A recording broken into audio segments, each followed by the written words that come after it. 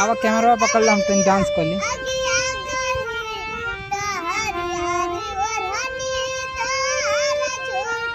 आओ आओ पकड़ो डांस कर ली हम। पहले जैसे नहीं हंस रही है भाभी।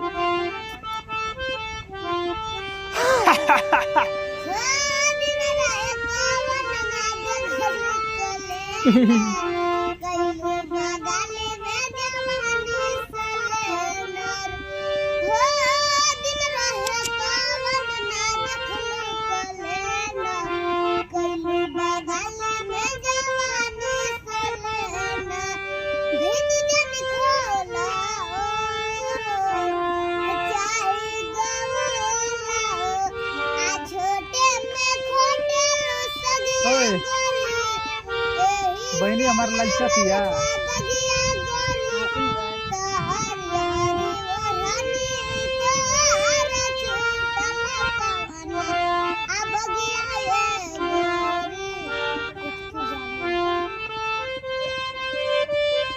चलो हम खा रहे जामुन।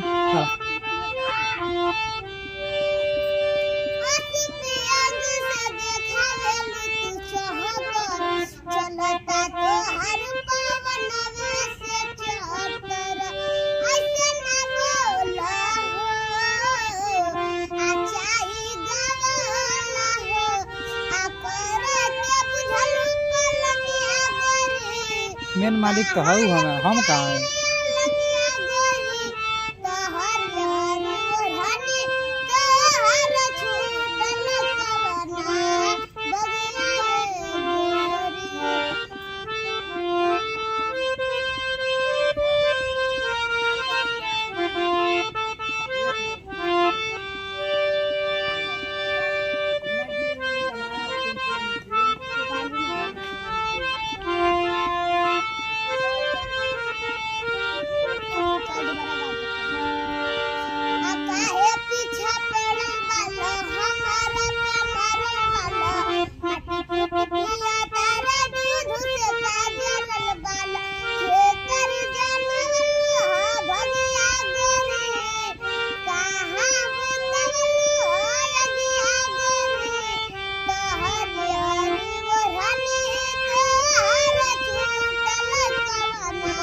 अब